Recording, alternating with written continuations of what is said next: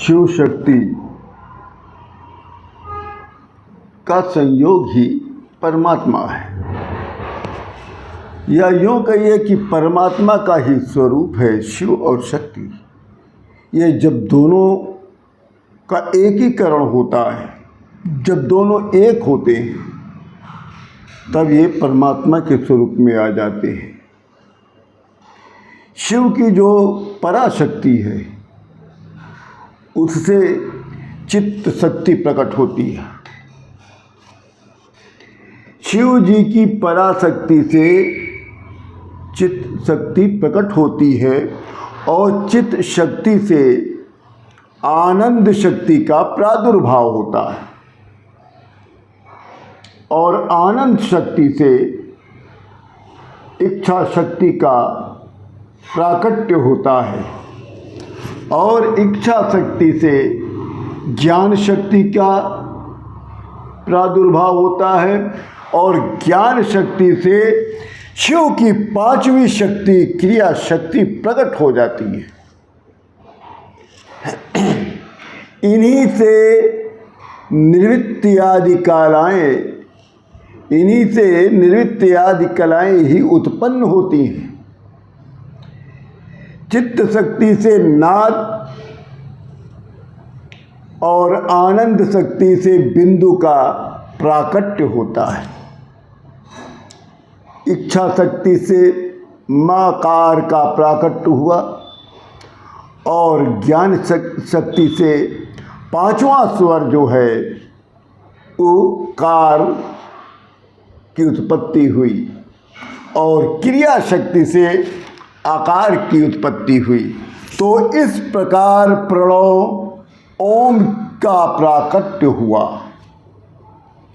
शिव जी से ईशान उत्पन्न हुए और ईशान से तत्पुरुष का प्रादुर्भाव हुआ और तत्पुरुष से अघोर का और अघोर से वामदेव का और वामदेव से सद्योजात का प्राकट्य हुआ। इस आदि अक्षर प्रणव से ही मूलभूत 5 स्वर 33 व्यंजन के रूप में 38 अक्षरों का प्रादुर्भाव हुआ। उत्पत्ति क्रम में ईशान से सात्यतीता कला उत्पन्न होती है और ईशान से ही चित्त शक्ति द्वारा मिथुन पंचक की उत्पत्ति होती है। अनुग्रह, तिरोभाव, संहार, स्थिति और सृष्टि इन 5 कृत्यों का हेतु होने के कारण उसे पंचक कहा जाता है। ये बात तत्वदर्शी ज्ञानी मुनियों लोग ने बताया। वाच्यवाचक के संबंध में उनमें मिथुन तत्व की उत्पत्ति होती है। कला वर्ण स्वरूप इस पंचक में भूत पंचक की गणना की जाती है। आकाशादि के क्रम में इन 5 मिथुनों की उत्पत्ति होती है। इनमें से पहला मिथुन कौन सा है? आकाश। दूसरा मिथुन वायु, तीसरा मिथुन अग्नि, चौथा मिथुन जल और 5वां मिथुन पृथ्वी। इनमें आकाश से लेकर पृथ्वी तक के भूतों का जैसा स्वरूप बताया गया है वो इस प्रकार है कि आकाश में एकमात्र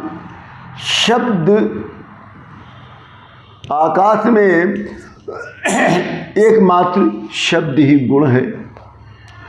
वायु में शब्द और स्पर्श 2 गुण है और अग्नि में शब्द, स्पर्श और रूप ये 3 गुण हैं और जल में शब्द, स्पर्श, रूप और रस ये 4 गुण बताए गए हैं और पृथ्वी में शब्द, स्पर्श, रूप, रस और गंध ये 5 गुण बताए गए हैं।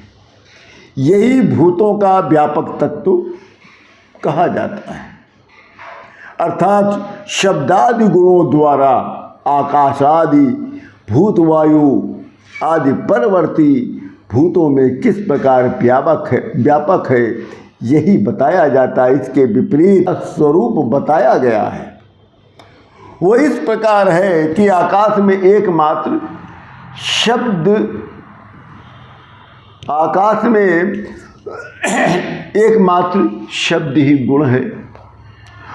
वायु में शब्द और स्पर्श 2 गुण है, और अग्नि में शब्द, स्पर्श और रूप ये 3 गुण हैं, और जल में शब्द, स्पर्श, रूप और रस ये 4 गुण बताए गए हैं, और पृथ्वी में शब्द, स्पर्श, रूप, रस और गंध ये 5 गुण बताए गए हैं।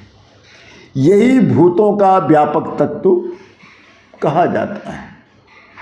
अर्थात शब्दादि गुणों द्वारा आकाशादि, भूत, वायु आदि परवर्ती भूतों में किस प्रकार व्यापक है यही बताया जाता है। इसके विपरीत गंधादि गुणों के क्रम में वे भूत पूर्ववर्ती भूतों से व्याप्य है।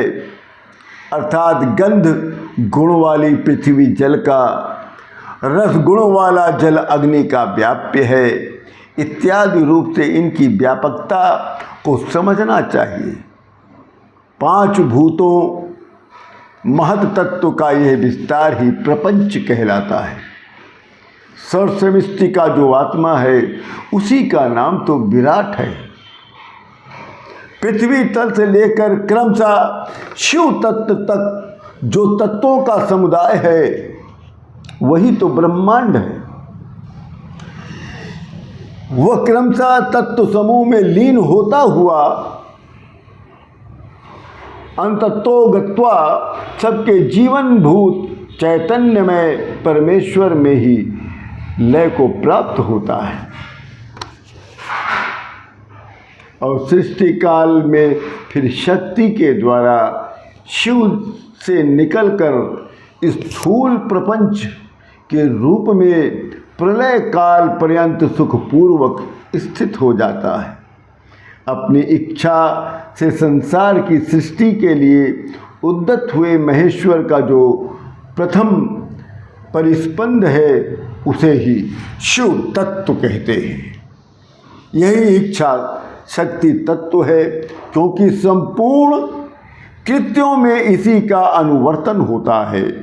ज्ञान और क्रिया इन 2 शक्तियों में जब ज्ञान का आधिक्य हो तब उसे सदा शिव तत्व समझना चाहिए। जब क्रिया शक्ति का उद्रेक हो तब उसे महेश्वर तत्व जानना चाहिए, और जब ज्ञान और क्रिया दोनों शक्तियां समान हो तब वहाँ शुद्ध विद्यात्मक तत्व समझना चाहिए। जब शिव अपने रूप को माया से निगृहीत करके संपूर्ण पदार्थों को ग्रहण करने लगता है तब उसका नाम पुरुष हो जाता है।